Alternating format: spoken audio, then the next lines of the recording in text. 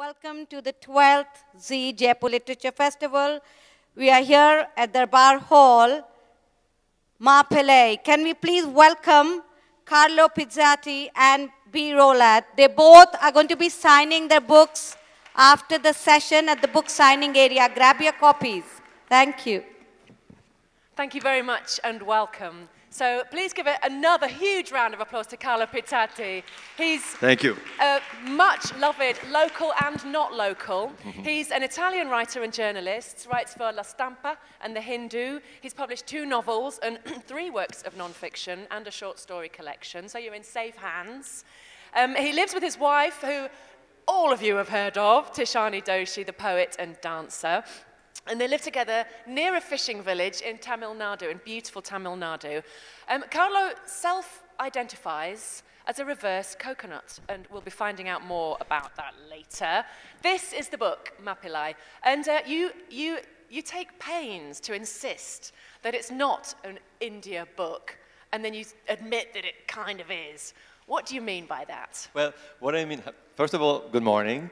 Thank you for being here. When I say that it's not an India book, there is a chapter called "This is not, all capital, an India book." I'm trying to explain that I am not one of those Goras who come here and try to explain your country to you. You know, so as simple as that. There have been a few. There have been a few, exactly. And I think it's 2019, 2018.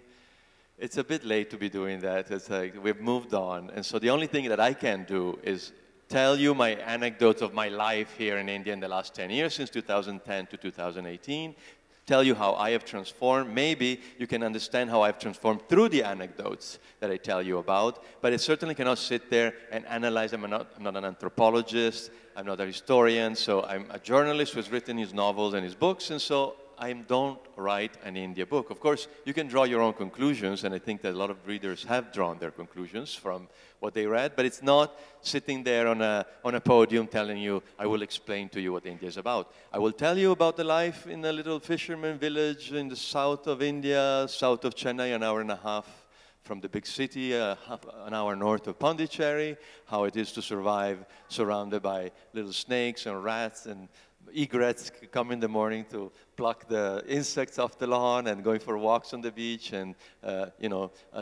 witness one of the most common sights in India, which is public defecation.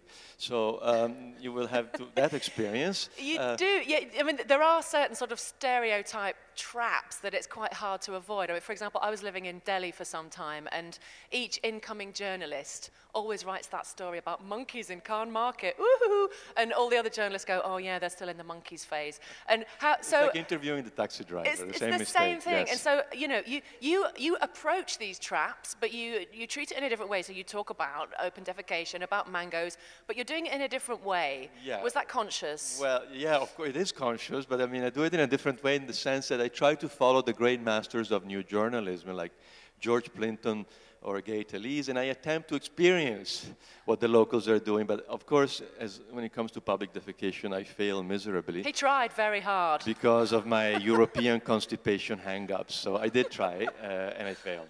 So, but yes, so I try to do that. I mean, I learned to eat quite well with my hand, and when I go to Europe, people telling me that I do this without realizing it, you know, and I can teach people to do it, you know, by focusing on the third eye and do the Indian head bob. Of course, there are very different types of Indian head bobs. There are different types of gestures that for an Italian come quite easy because we're already used to do that. You're halfway there. Yes, already. So we know we have our mudras, so it's easy to learn the Indian mudras. So yeah, I think that it's a lot about having an experience with a culture that actually is very close to my original culture, which is kind of Italian, I suppose, even though I moved to America at 16 and I travel around the world. So the slogan, someone asked me, like, so now how do I identify yourself? So I'm trying to go with Cosmopolitalian. I think that will work now. I like that. That works for me. But you have more of a deep connection than most of us whiteys in India. Tell me a little bit about your father-in-law, who's Gujarati, and he's a constant figure in the book. Clearly, he's quite an important person in your life. Yes, yes. I think that's the difference also in why this is not an India book in a way. It's also because the reason why I came to India is not a great love for India. It's not an enamorament for what India symbolized. I read about India as a boy, like everybody, that and I was misinformed by, you know, Rudyard Kipling and Herman Hesse, and of course I was inspired to come here by them. Siddhartha is a great book for me, but of course it doesn't render what India actually is. So I was not one of those people who come to move to India because they're in love with India. I came to India, well, looking for answers actually, you know, as a yogi studying Ashtanga yoga with Pattabhi So you Jois. were a yoga person. I was a total yoga person. I mean, that's I take on full responsibility for being one of those sick people. Because you're quite mean about those guys well, later. because I am mean about myself in 2008, meaning arriving as a middle-aged man in a crisis, with his profession as a journalist, decided to take a break, with the mother of my child also, which we separated from, and in general with a middle-age crisis that a lot of this, I mean sick, slightly tired Europeans and Westerners arrive in this state of mind looking for a solution in India, honestly. So, and then some of them, many of them, like myself, see everything as magical somehow. And it is magical, of course it is, but with a level of naivete, which is very normal if you haven't grown up here, I think. So everything seems to have a message, everything seems to have a lesson, and everything does, of course, when you are open to it. But I think that then, in my case, also thanks to my father-in-law, slowly I began to integrate and to normalize my experience. So it's a bit of a cultural shock to fall in love that deeply with India, I believe. What happened to me, I fell in love with a woman who lives here. And so I learned my love, deep love for India through the love for my wife who's Indian, right? So that's how it makes a difference, I think, also. So it's, that's how it works. Yeah. You've had a very, very globe-trotting, peripatetic lifestyle, and well, your whole life. And I think the book almost represents that in a way. It's almost like a butterfly floating, alighting on different topics very lightly. Was that something that you chose to adapt? Is that a style of travel writing that you have sought to Travel writing, no. No travel writing, so it's not. But just you invoked I mean, because yesterday I was in a travel writing panel, and I made this point. I saw this. You were quite annoyed, weren't you? No, I'm not annoyed, but I'm just making a point which I think a lot of people got, luckily. Like a lot of people got a lot of things of the books, to my surprise. I was very afraid of being misunderstood. But the thing is, the point I was making is, it's not travel writing. Why not? Because I've been living here for 10 years. I'm not a traveler. I know I'm white, but I live here. I'm an OCI. I have a lifelong visa. I'm a resident. So if you are an Indian who goes to America and you write a book about your experiences there, like, I don't know, let's invent a title like Immigrant Montana or something like that. Yeah. Then you are on a panel that talks about migrant literature. But if you are an Italian who comes to India and lives here for 10 years and writes a memoir about his experiences, then you go to a travel panel. Because, you're a whitey, so you must be traveling through India. No, I don't. I actually, earn in rupees. So it's a little different. I explained that to the restaurants in touristic areas when they try to overcharge me, and I bring out my Aadhaar card. It works. It gets me like 30% off. So let's be clear. This is migrant literature, not travel literature. It's migrant literature. Thank you for making me finally bring the message that even though I'm a whitey in India, of course, it's a privileged migrant. And I have a whole chapter that talks about white privilege. We do, but I want to come to that later. I'd love, if you would, for you to do a reading now. Yes. The section about traffic, I think, would be a nice one. But it's connected to white privilege, because actually it's called white privilege in Chennai traffic. Because, of course, I do get, as you see in the beginning of the chapter, I think I probably get away with a lot of maneuvers in traffic without being cursed out because of that white privilege. But I did get 5 speeding tickets, so it comes... How many speeding tickets? I got 5. That was just this morning? Oh. No, in the last 10 years. Okay. I learned, because I think in order to understand India, you need to learn to read the signs. And I think that you need to learn to read also the traffic signs. I slowly learned how to read them, so I stopped getting tickets. And I only had to pay 2 bribes out of those 5. So I'll explain to you what I learned about living in India through driving in a chapter called White Man's Privilege in Chennai's Spiral Traffic. I got my first lesson in traffic behavior in Chennai while having one of my Mediterranean moments. You know when your blood heats up and you start identifying with the matriculation number of the piece of metal and the rubber that you are driving, and you take it personally. You will be the car that gets ahead. And so you race through an insane gobble of Maruti Suzukis, EcoSports, Dusters, any of those average, decent cars of not-so-new India. Machines that can take the dry season potholes as well as the occasional monsoon flooding.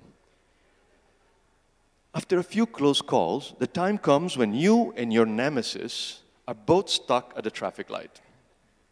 This is the moment when I, as a passion-prone Southern European, feel like the time has come to roll down the window, start a series of insulting gestures with my hands, meaning in Italian gesturist language, "Who do you think you are? Are you mad to drive like that? I'm more man than you, and I will demonstrate it to you with impressive swiftness in automotive maneuvers, as I have already done in the last 15 minutes. Then, I would normally shout something about the other driver's mother, his inbreeding parents, the limited faithfulness of his wife, and other such not so well documented theories about the total stranger who meanwhile is giving me the Tamil treatment. You've seen it, I guess. In fact, he's wearing the mandatory mustache, the out-of-fashion long hair covering his neck, the bald spot, and the wraparound dark shades. In the brilliance of his nicely pressed white shirt, a blinding huge smile opens up in his fully lipped mouth as he gives me the slow-motion Tamil version of the infamous head bob, indicating I'm more cool-headed than you are.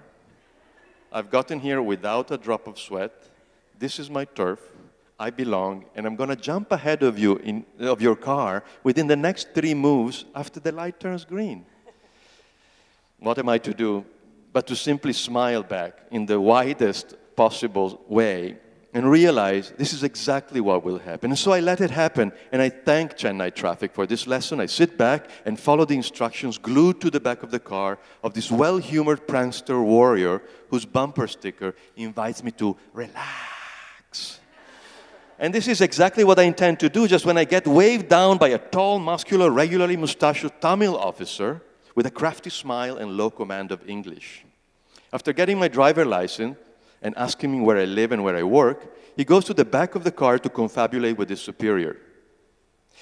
Maybe because of white man's privilege again, or because an Italian born in Switzerland with a US driver license but teaching in a college in Chennai is already complicated enough. It seems like the officer who's in charge actually wants to let me go without a ticket. There is obviously a discussion about it, though. The cop gives me back my document. He leans with his big forearms on my roll-down window, and looking straight at me with a sneaky yet languid gaze, he says, "Any compliments?" Okay, I realize he wants a bribe, but I can't help blurting out, "Sure, man, you have the most beautiful mustache I've ever seen." Okay, so as I roll down the window, I'm laughing so hard inside myself that I think it isn't fair. This man has provided me with an anecdote I can use for years, like even now. He deserves to be paid. I reach into my pocket, roll down the window again, and I slip him a 500 rupee bill, which he receives with a totally indifferent expression, and I race off again into the traffic. Thank you very much for that, Carlo. That was delightful. I enjoyed in particular the exchange of smiles with added menace. And I want to talk about smiling, because that's one of the themes that you elaborate on, and the awkwardness of us whiteys abroad in India, and how, we'll eagerly smile at people in a way that Indian people don't, and how you found comfort in the end with channeling your inner rudeness. Talk us through that. Well, I think that a lot of white people, when they first arrive, because of especially the British. We feel guilty. Yeah, exactly. And you are. Yeah. So I think well I mean, not personally, but probably your grandparents. Yeah. So they definitely need, first of all, they are amazed that strangers smile at them. And it's such a relief and such a wonderful feeling, of course. But also, I think that there is an awkwardness, a cultural awkwardness. explain in the book there are different types of smiles around the world. There's the Pan-American smile, you know, there's a French smile, there's a smile if you mean it, smile if you're trying to communicate that you are non-hostile, like the Pan-American smile, for example. So I think here, when I saw a lady almost kill herself jumping off the bus in Chennai, and you know, it's a kind of situation where in Italy you would see the lady crying or getting in an argument or kicking the bus, and the lady smiled, right, or laughed actually. So the thing I learned here is that smile is used in a different way. It's to hide embarrassment sometimes, it's to diffuse tension, and you can't understand that if you just come here for a few months or if you just come here for a few days or for a few weeks. So for me, even though because I lived in Mexico before I understood the Mexican smile, which is also similar in a certain way, I think it's useful to understand that so that you don't misinterpret it for an availability that is not there. But it's also incredibly wonderful anyway, because having grown around grumpy, long faces like myself, I am very happy to be surrounded, however hypocritical it might be by my codes, by smiling faces, especially in Tamil Nadu, because it raises my heart a little bit. Like, it makes me feel like I'm going to have a good day, you know. Oh, but I wanted to focus in on the awkwardness more, and you make the point that white people smile to engage in a sort of faux egalitarian kind of brethren thing, which is, in your interpretation, quite inappropriate and unnecessary. Well, in a way, yes, because in fact, I think that you have to understand how to smile and to which measure. I mean, I think that I can move the example about the smile and the attempted egalitarian way with which us whites smile in the beginning of our experience in India with the lesson that my wife taught me about the neighboring village where we live, which is Paramankeni in Tamil Nadu. I wanted to immediately go there in my egalitarian Margaret Mead sort of soul and meet the locals, right? We are the same and blah, blah, blah. See how they live. And obviously she kind of taught me one first Indian lesson, which is like, yeah, okay, all right, you'll go there, you'll make friends, you'll have tea. Are you okay with the fact that whenever they want and they have the right to, they'll come over to your house and, you know, expect to have the same hospitality that they're going to give you? So you'll be in the middle of writing your book in the morning, they'll show up, as it is their right. And so she taught me about a lesson that, of course, it made me feel uncomfortable because I would like to be that open and available. But it's true that here in India, because we are so many, you need to take a different distance, I think. And so, even though it cost me a little bit because I grew up in a somewhat social democratic context of egalitarianism, my generation, particularly in Italy and in Europe, was brought up with avoiding this social distance. And here I learned that somehow it has to be adopted if you want to integrate. And I faced that with the house help as well. I tried to analyze, but using also the lessons of a very interesting book about the topic called the looking away syndrome, right? Yeah, this is very much part of the journey of your 10-year span, this 10-year span of this book is these changes that take place in you. Like learning to accept and not to feel uncomfortable about the fact that there are people living there with you, you know their lives a little bit, and Kiran Nagarkar calls them the extras, right? The extras of the movie of our life. So for a European, for an American even more, I suppose, because a lot of Americans are embarrassed of having a house cleaning lady, right? But they call them helpers, which is kind of a bit delicate, really. Yeah, it's supposed to be on the same level. Yes. They're helping you, yeah, but they're getting paid for it, actually. Yes. Yeah. So the house help. I think that for me, it's been useful in order to not feel my stomach have a painful reaction whenever I see the watchman sleeping in the garage, and understand. For example, you need to understand that in order to get to that sleeping on the floor in India is not like sleeping on the floor in Europe. Whenever European people that I meet in a touristic location say, oh, you know, I went to Calcutta or I went to Chennai, or all these people sleeping on the floor. Yes, there are people that it's not great to sleep on the floor, but socially it's not as demeaning to sleep on the floor. My father-in-law, when he wants to take a nice nap at the beach house, when in the hot season, the freshest spot is when the pillows near the very nice cement floor, and I don't find it demeaning. In Italy, it would be odd, but I think in India, it's perfectly acceptable and smart because it's a little fresher, simply, right? So those are simple things that I try to help. This is not a book written for whiteys in Europe. Otherwise, I would be on the travel panel. Who's it written for? Oh, it's written for everyone, but definitely... Everybody says that. I no, mean, of course, because we want to... When you were writing the story, was there an audience in mind? I really had both audiences in mind because this book is informed by my conversation with my friends in Chennai, in Tamil Nadu, in Mumbai, in Delhi, and I give voice to them. So it's a very Indian point of view in making fun of us yoga people as well, from the yoga people point of view who has Indianized. So I can see both sides. So I cannot insult too much the yoga people because I have been one and I believe in the usefulness of what India has to offer with yoga to the world. But on the other hand, I also take on a bit of a more comical view that some Indian friends of the 30, 40-something industrialist or artist or people who work in the shop or whatever have with regards to this kind of influx, which is increasing, by the way. So it's actually a trend that worldwide, as Europe gets into a serious crisis, we're going to see more pale faces around the world. I was talking to some friends from Kenya telling me they had a huge migration of Greeks after the Greek crisis. So Nairobi has got thousands of Greeks looking for work. Yeah. So, because migration is always about, those darker people that go to Europe, but it's not like that, actually. Yeah, times are changing, for sure. I like very much in particular, there's an incident where, again, this is about your journey, if you will. There's an incident in a queue where you develop your newfound superpowers of Indian patience. Can you tell us about that incident? Well, yes, because this is because I thought I had the necessary virtue to survive in India, because I'd been a very adventurous war correspondent, foreign policy, but in a lot of, let's say, low-intensity war situation in Latin America, etc. So I've been arrested in strange contexts, like by the Secret Service in Colombia. I was shot at by police at the Guatemalan border, or arrested by the Foreign Legion in the Pacific. So I had a lot of courage, and I thought that, that's really the virtue that I needed to survive in India, because I thought it was going to be so scary, because everybody, if you haven't come here the first time, like people that that have never come here, do say the same thing that I said before coming here, which is like, yeah, I'd love to come to India, but I'm so scared. There's dengue, malaria, elephantiasis, leprosy. I said, yes, okay, you should inform yourself a little better. But yes, there is dengue, malaria, of course.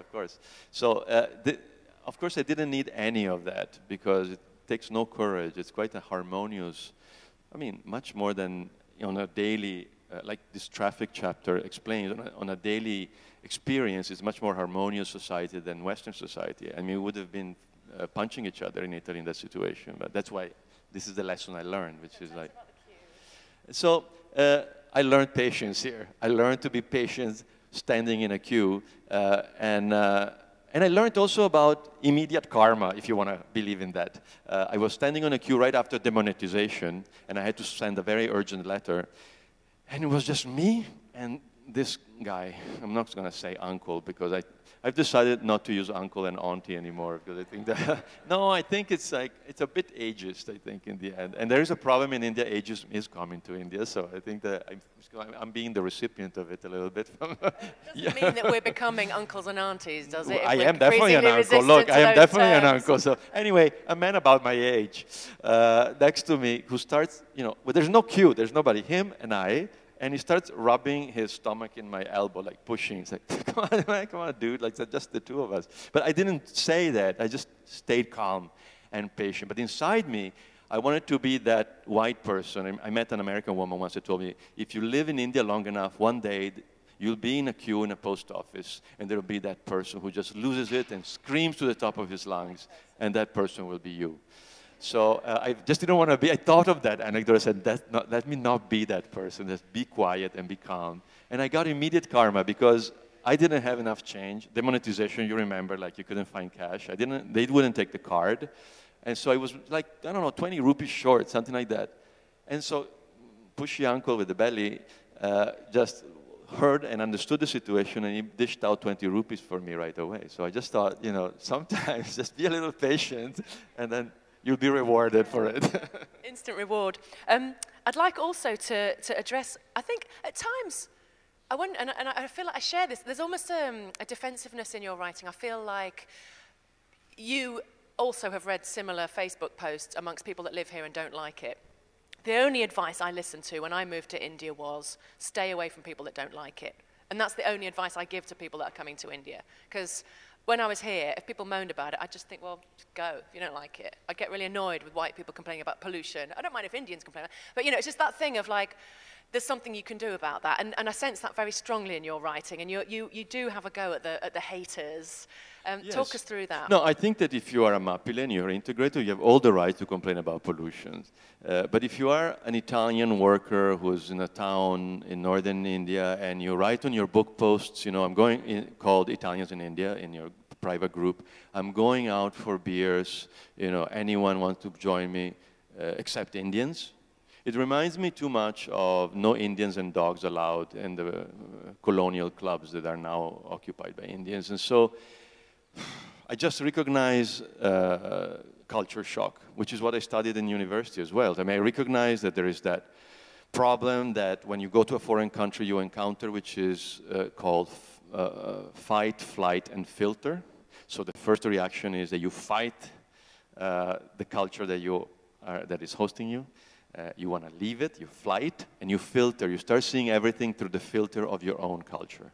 So, okay, so because I'm a patient OCI now, an overseas citizen of India, I can not get angry at that person for writing that, but I agree, they need help. It's simple as that. So I suggest always, you know, study intercultural communication. If you're moving to India to work, or to any other culture in Latin America, take an intercultural communication course, because it will avoid you being depressed and angry at things you don't understand. And if you did understand them, it would make your life easier, but it would teach you things like, for example, that some guy can give you 20 rupees whenever you need it. Yeah, you just never know. I want to return to the subject of white privilege, which filters into white people's lives in ways that I think they really fully do not understand.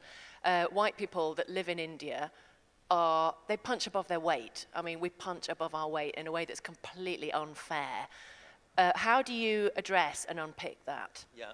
Well, first of all, I think it's changing a little bit, especially in places like Delhi and Mumbai, where the Goras have been there for a couple of decades, probably. Not New India, let's say, at least 10 years, 15 years. So there's been an influx of whiteys. So I think it's a little bit changed. There's a little less. Yeah, but still, I mean, I, as a whitey, for example, on approaching a big queue, have been ushered to the front, and I was just mortified. Like, what do you do? This is just awkward. You can refuse to do that, and also remember that. It's just a hideous conundrum. But also, you have to remember that we have a price to pay, which is we get asked to be on photographs all over the place in India. So now, as an integrated Velle Gora, I refuse to do that, because I'm like, you know, this is, I'm going every morning on my walk on the beach. You are here for the first time. You are actually the tourist. You want me to stop because you think that I'm an American tourist with a hat. So. I put it to you then that you're not partaking in your bargain, because if you're not letting people get their selfie, you still must at some level be enjoying white privilege. I mean, it's just there. Yes, I'm being unfair, totally. Yes, I'm being totally unfair, which is kind of my part of being Italian and Indian as well. So yeah, I'm being totally. I take advantage of it, and no, I try not to. I point out in the book that I go for some gas refuelment at the gas station in Tamil Nadu, and there are these two teenage boys who elbow each other, and it's like, look, Velle, Velle, which means whitey, whitey, right? And okay, it's fine, I take it, I don't get angry, but there is also that flip side of the coin. If you live here, you are always taken for a tourist, and so you're put on a travel panel.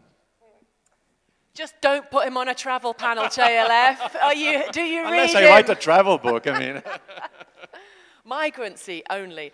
I would like to have a little argument with you, actually. Right. There's a line right towards the end where you talk about... English always want to have arguments. That's just what we do, you know. We're just ornery, okay. You know it. I'm ready. There's a line where you talk about the trajectory of women and their profile in Indian life. And you talk about the matrilineal bosses and leaders amongst, matriarchal societies.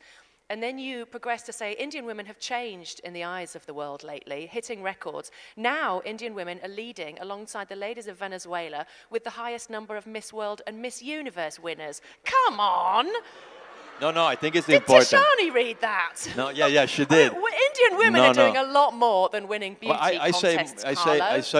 I say something worse because I go into the porno taxonomy bit. of porno as well. Yeah. So, no, I think it's important because you don't remember that 20 years ago it wasn't there, that being brown meant not being beautiful. So accepting that brown is beautiful brings women to be able to compete also in beauty. I'm not for beauty pageants. I'm not in favor of them at all. But what I'm saying is that there is some progress being made there. I mean, maybe you don't remember, but like the acceptance comes through in those venues as well. There are other indices of progress. I think so. I think so. Simply the fact of understanding that the canon of beauty, I mean, of course, opens up to that as well. And this, I mean, like I said, 30 years ago, now it's quite accepted worldwide, but I think it's taken some time because it hasn't always been there. So, okay. And I'm talking about Indian in particular because I'm not talking about African American, but that Indian beauty has become to be appreciated more widely. This is something that has happened. It's not something that has always been there. Because I remember where racism kept that away from being accepted. I would love it if you would read from the section about your wedding. Yes, That's well, this is particularly beautiful, multicultural event. Yeah, this happens in the heart of my stay here because it's something that happened in 2014, and this book is about being in India from 2008 until 2018. Actually, I have one chapter which I go back to a beach in Kerala with my mom in 2018, where I was in 2008, and I contemplate what I was like in 2008, the yoga people starry-eyed, and this grumpy middle-aged Indian uncle I've become in 2018. And but in 2014, it's the most important, I suppose, event, and happens towards the end of the book. To me, it's important. It's an atmospheric piece, and there's a trigger warning. If you don't like out-of-tune singing, you should leave now because I'll have to do a little bit of that because they were singing at weddings, right? Yeah. So, but to me, the important thing, aside from the atmosphere, I'll just describe what's happening there, is that it's an ode to multiculturalism because there are Italians, Scottish, Welsh, Belgians, Japanese, friends from all over the world coming to my wedding, and in a time in which we're going in the opposite direction, that it's so important to be identified with your ethnicity or your identity. And I come from a different generation. I still believe in integration. And so for me, the importance of this chapter is that it's an ode to that. But I have my limits. So when Carlo Montecarlo, my Italian tenor friend, insisted to sing Italian neo-melodic songs at the wedding, I put a strong censorship and I said, do not do that because this is not the Sopranos. And I don't want it to look like some Italian-American wedding in Brooklyn, please. Of course, it didn't go that way, but we'll see how. And I have a Gujarati father-in-law and a Welsh mother-in-law, and this is why the title of this chapter is My Big Fat Jane Scottish Welsh Venetian Indian Wedding.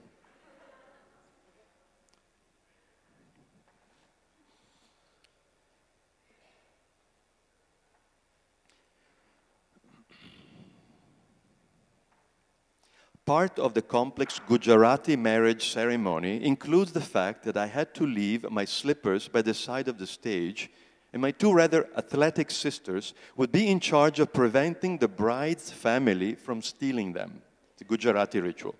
I had forgotten to explain to my warrior sisters, made of strong moral and physical metal, that it was more of a ritual, not a game that we had to win at all costs. And it was not games without borders, although it most certainly looked like it. But us wildlings from the Dolomitic valleys are renowned for being competitive and fierce at protecting our property.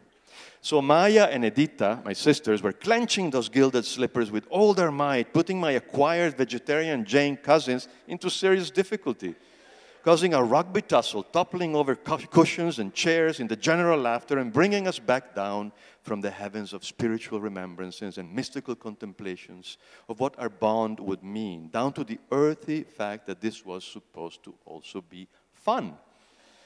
And fun it was, especially when my robust sisters stomped on the stage for the next ritual, which gives the name to the expression tying of the knot. It comes from the matrimonial gesture in which the groom's siblings have to come up to the altar and tie one end of the groom's scarf to the end of the bride's sari.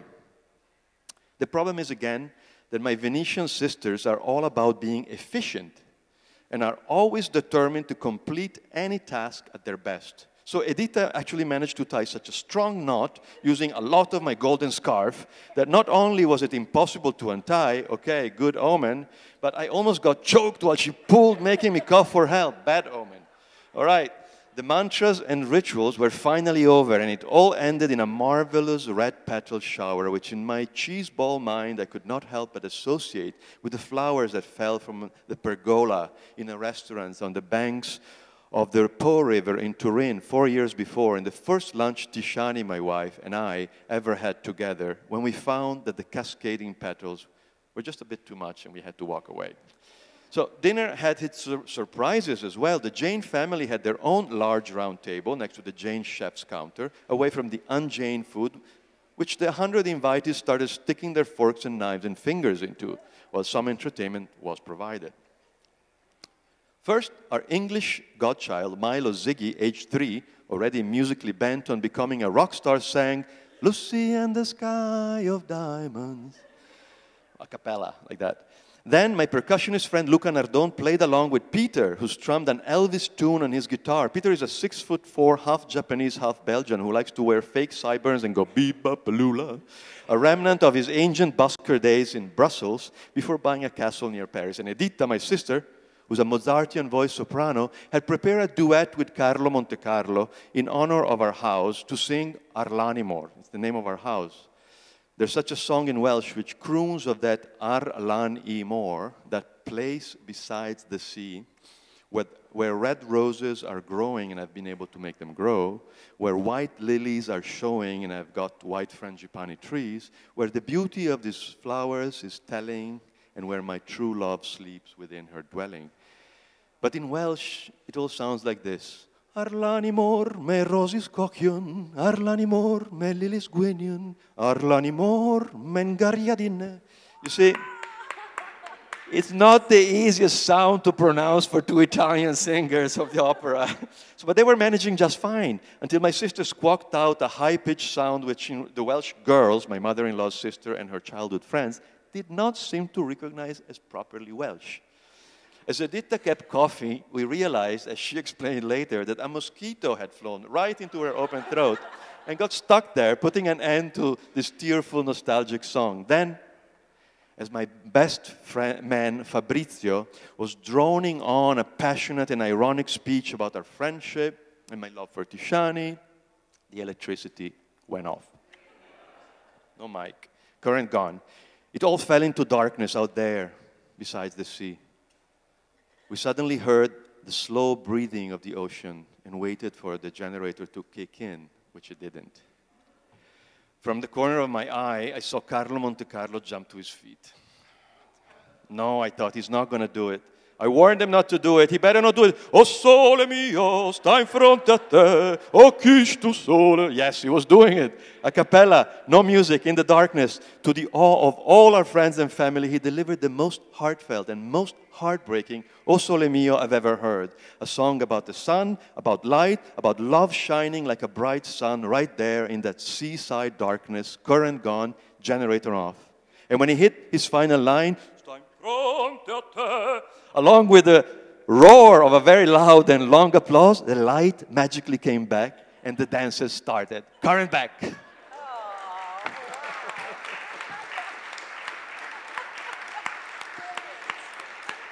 Well, that's what it was like. Can I just say that was some impressive Welsh as well? My goodness, what a tour de force. Wow, I've forgotten what my next question was. That was so. Thank you. What did you do with the money of singing lessons?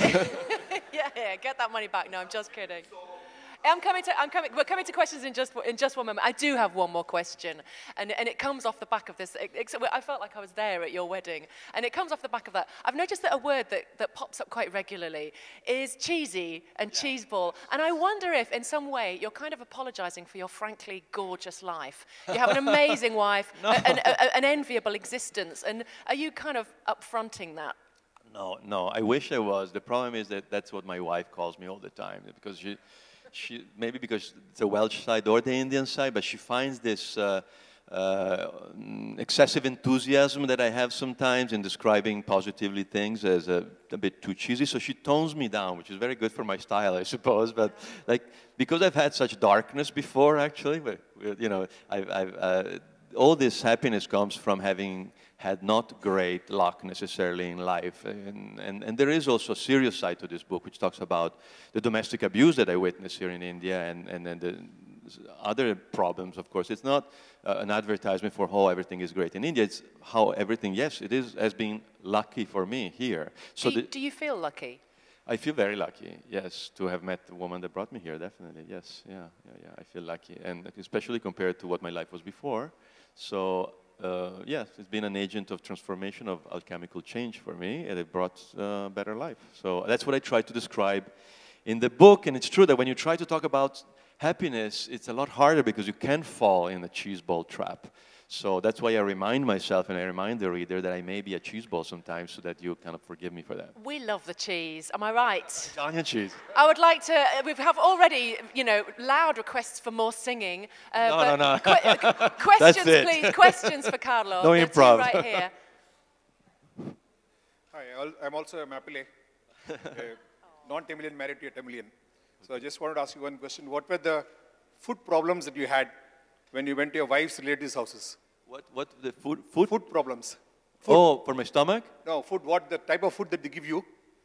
The type of food that they would have given you. Where? To eat in your wife's relatives' houses. In the wedding ceremony. Wife's relatives' houses. Oh, I see. The Jane food, you mean? Oh, yeah. Well, you mean like rasgulla you're talking about? Yes. The thing I have in common with the Janes, especially with, that maybe answers your question, is a very, very sweet tooth. So yes, we have a common passion for rasgulla and anything sweet. So because the Janes and the Gujarati rather mix a lot of salty with sweet, and yes, that's very easy for me. So I have the rotli bhaji at lunch. I'd have that typical Gujarati food every day at lunch. So that's that's for. Question here. You touched on this, but you didn't expand on it. Can you expand on it? What are the similarities between Italians and Indians? Yes. Well, you know, Salman Rushdie said the Indians are like Italians without wine. And I think you're getting better wine. So, I mean, the similarities. So, well, no, there is a lot of similarities, of course. We're obsessed with our mothers. And our mothers don't always improve us, but make us think that we're too special, which is a problem, right? But there is also a very big similarity there, of course, in the relationship of the role of the mother, which again, it's a secret problem that has to be expanded upon eventually. The relationship with food, you travel with food, we travel with food. We have a similar constitution, it was written at around the same time, which explains the political problems that we have also. Because it's a very pluralistic and egalitarian constitution, and we have not either of us been able to manage it as we should, and we could. I mean, this is a common problem that we have. So there is a lot of similarities, I think. I mean, Pasolini said that Italians are always lured into believing we're similar to the Indians, but their spirituality is so different. But I think he didn't stay in India long enough. Well, Indians are pretty good. He's not going to argue with that. We've had the Renaissance. We're going to move to this lady now. Sorry, one question each. It's true. We've had the Renaissance. We have a question You're here, right. Carlo. This lady wants to talk to you. So you talked about any compliments. In Bangalore, we have a way of saying this. They say, "Solpa adjust, Madi," or "Please adjust." Yes. So you said you moved to my question is, you said you moved to the US around age 16, and then you moved to India later. Yes. So did you have to... What about your adjustment process in the US? Was that much more than your adjustment process in India, or can you just compare and contrast, the adjustment? That's a very good question, because it's actually the question that I asked myself for my next book, which is going to be about Pensacola, this very southern the state in the southern United States, in the Bible Belt, where I moved when I was 16. And of course, there had to be a lot of adjustment for me, even though I came from the provinces of Italy, so from the middle class in the provinces of northern Italy, so I understood about being in the periphery, and I was quite in the periphery in the south, but it took a lot of adjustment. And that's why I think that I learned to adjust. When I moved to Pensacola for 3.5 years, I learned to adjust in Washington, D.C. for a year. I learned to adjust back in Geneva. I learned to adjust in New York, in Buenos Aires, in Mexico, in Madrid, in Venice, and in all the other towns. So that first adjustment at 16, learning how to deal with nostalgia, for example, that was the biggest thing. It happened the first night when I arrived there, and I cried my eyes out because I was in a strange land with strange family was hosting me that didn't know me, just saw me on a file with some photographs as an exchange student. And the day after, I decided that I'd be, integrated, and I stopped being nostalgic and missing my home and my family because I was a boy, right? So I think it was an important test that prepared me for the subsequent ones. That's why maybe it's a little easier for me to adjust. I studied it then in university, but I think that it has to be promoted because if it doesn't, then you have what's happening politically now, which is closing up the barriers again. Since I remember Europe before Schengen, I'm hoping that doesn't happen. A question here. Sir, do you think it's high time that we learn from our previous rulers, be it from Italy or India? We're coming from a culturally strong background with heritage, with monuments. Do you think we should invest enough money today for people to come back to us to increase our tourism, be it Italy, be it India? And the fact that you're in US, they're creating buildings that have become monuments or will become monuments after 100 years. Are you able to influence the policymakers, the lawmakers, and your government to put in more money in art and culture, heritage, leading to tourism? Absolutely. I mean, I could just answer by saying yes, in the sense that... And how? Yeah, well, I think that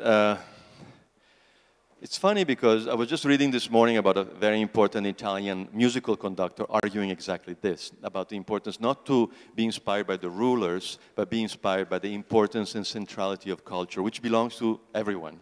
And so that's why public money has to be used to promote culture, music, literature, and it's less and less, of course. So I think that we have to, and in India as well, there's great knowledge to be gained and to be, not necessarily from our past rulers, but definitely from the Vedic texts, whether you believe or not. There is a lot of knowledge to be learned there. And so there are points in common with those who want to defend the Vedic texts and those who want to defend culture, because that is culture as well. But it has to also promote the importance and centrality of science. Because then if you go into the realm of the irrational and that becomes policy, I think that there is an issue there.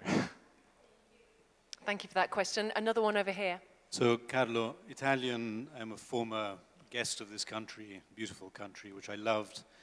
Many cultural similarities, and I think the gentleman there asked you about the similarities and positive. The cultural similarity that I think is a bit unfortunate is politics. It's? Politics. Politics, yes. Our politics, very bad state, and the Italian and the Indian politics also quite a complicated thing. Could you talk a little bit more about what you see as the differences and the similarities in the political system between Italy and India? Italy and India. Well, when I mention the constitution is because it's very pluralistic, so it gives voice to, in theory, the constitution to diversity. And Italian constitution had regionalism from the beginning. It was not implemented until 1970, so a very centralized system developed, which caused all the subsequent problems because a lot of the issues, economical and social, that were local, were not addressed because there was a centralized plan which didn't take into consideration. I think that we're seeing a similar phenomenon happening in India as well. I promised the Southern India that I'd be an ambassador from Southern India to Northern India. There is not an understanding of the richness of the diversity that you have here in India.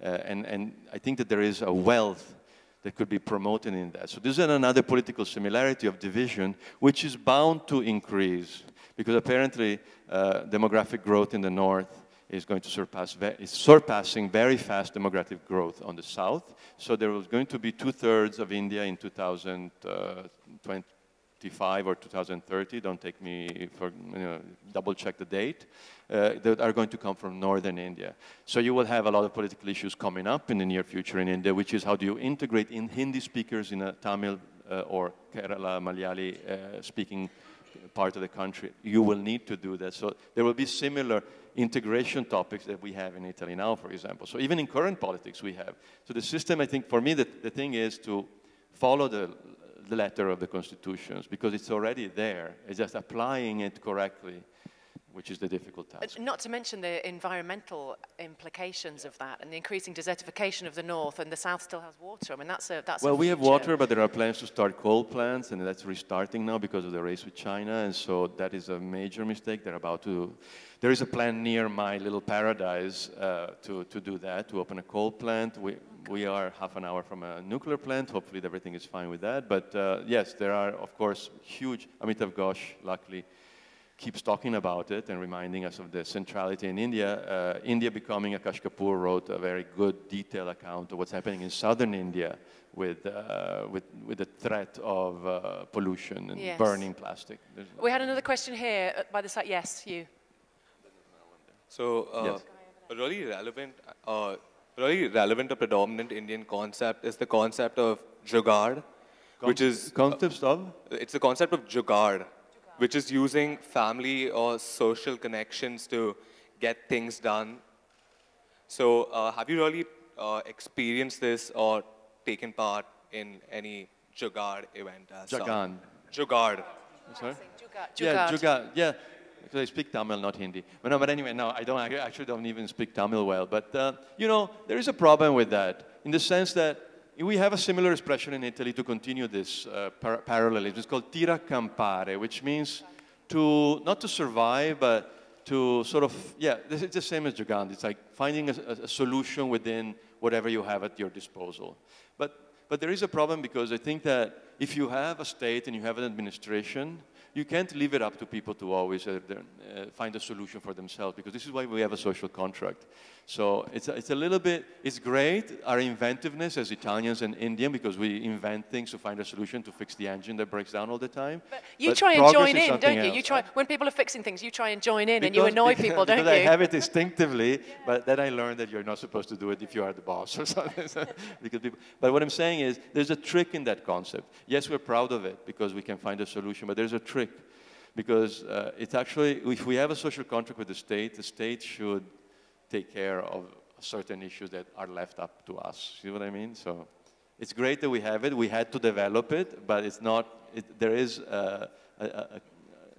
an entity which is supposed to take care of the roads, of public property, you know, so I don't know if it's answered your question, but. There was a question here. Hello, sir. To the best of my knowledge, I think there are a lot of similarities in the Indian family system as well as the Italian family system, living in a joint family and coming back to the family after college and after school. So what do you think are the benefits of that, and do you think that restricts us from being independent? Or our relationship with family? Yeah. If it restricts her from being independent. It's a fascinating question for the next book I'm working on, because of course, having left my family at 16,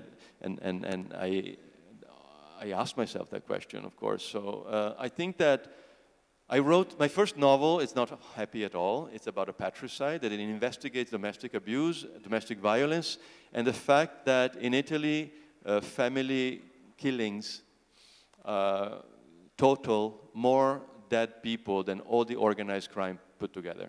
So mafia, camorra, all that fashionable stuff, they kill less people than families, than your relatives. So there obviously is a problem with the family as well, which we don't like to address because sentimentally we're so close to our relatives, right?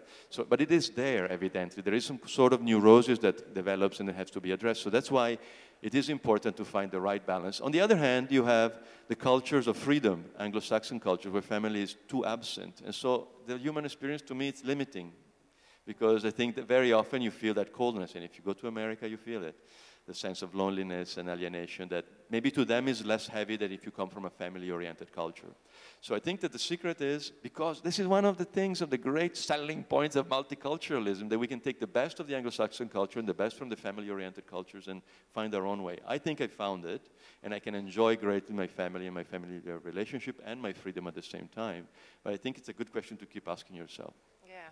Do the pick and mix. Thank you for that question. And there's one over here. Yeah, as you just quoted Mussolini, my question is, where do you see the differences between the treatment of the political heritage that Europe has, Italy also has? So I'm from Germany, so there are some similarities.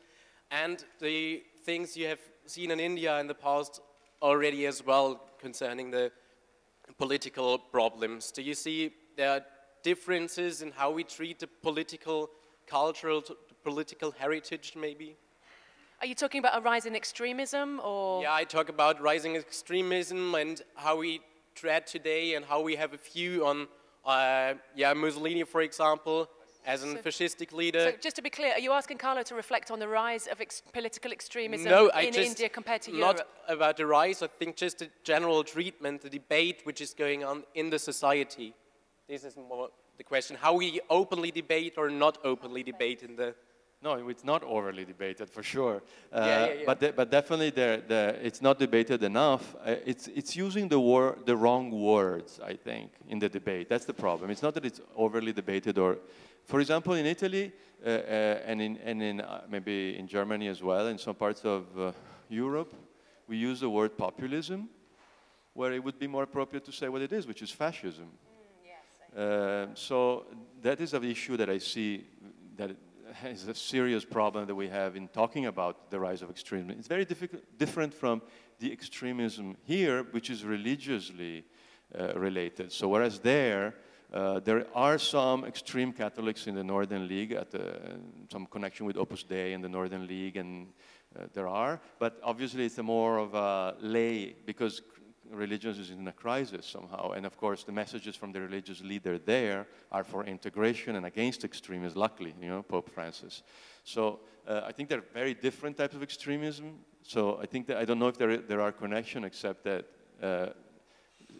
the way you have to fight them varies, I think, because exactly of their different route. We've got a lot of ground covered today, and we've got time for just one more question, and it's my friend here at the back. Thank you. Having heard you read those two passages, I feel like it's going to be very difficult to enjoy the book, reading it by myself. Are you doing an audio book? I didn't hear it. I'm sorry, I didn't catch that. Could you repeat, please? I said, having heard you read those passages, I feel like it's going to be very difficult to read it by myself. Are you doing an audio book? Are you suggesting that Carlo read the entire book to you? Audio book. I see, yeah. Is this going to have to be a personalized experience, Carlo? How long have we got? It's been happening at the last few readings that a lot of people have suggested that Simon & Schuster India, write to them. They have the rights for the audiobook. I'm happy to do it. Let them know, and I'm happy to read it. With song. Definitely with songs, okay? And with Maybe we can do a voice. bonus track with just songs. An alap I'll do. Is there one more question out there? Anyone else got another? Well, yes, we do have one more. Two more? I can just see you. Yes, quick, hand up. You've already had one. But is there somebody that hasn't had a question that still wants to? In the front? Did you? No? Okay, then you can have two. There's a lady there. Sorry, because just we want the right to... Then if there is time, we'll take your question. Yeah, we'll come to you if there's time. What in the family, Indian family, did you find something that you'd like to retain permanently? And what about an Indian family do you feel that you wouldn't like to accept? About Indian family? Yes, the Indian family system, What is Indian family and what I like and what I don't like about it? Yeah. See... something that you'd want to keep permanently, even if you move out of here. Sorry? So what would you keep from the Indian family structure? I have to explain that I'm lucky, because I do have an Indian family, but it's a particular Indian family because I have a Welsh mother-in-law. So, I mean, I can't say that it's fully the traditional Indian family experience, even though my mother-in-law has been here 45 years, and so she's totally Indianized. According to my wife, she's more Indian than Indian women. And but it's still a particularly different family, because they had to have their hybridity accepted as well. So their friends are similar couples, like my wife and I are, the mixed couple. So it's a different reality in a certain way. So there is a Sindhi with an English wife, there is a Malayali with an Irish wife. And then there are also Indian couple friends, of course, but they also have shared in their generation of people born in the 40s this experience. So that defines a different type of family, which had already to be open. So when the daughter decides to marry an Italian, it's already a lot easier for me than, for example, other Italian Mappilis that I know in Chennai that had to probably face more barriers, because also that cool father-in-law that I have, who was hitchhiking throughout Italy in 1966 with his long curls, not that he's a hippie, he's an industrialist, but still he's a very open-minded Jane. And so I can't see anything wrong in the experience, except that there is too many rasgullas whenever I go and eat, and you have to eat all of them. So I think on that very sweet note, we have to end this session. Huge thanks to Carlo. Please buy this book. Thank you. What an engaging session. Thank you very much, Carlo Pizzati and B. Rowlatt. They are both going to be signing their books at the book signing area, which is on your left of their bar hall. We'll see you next door.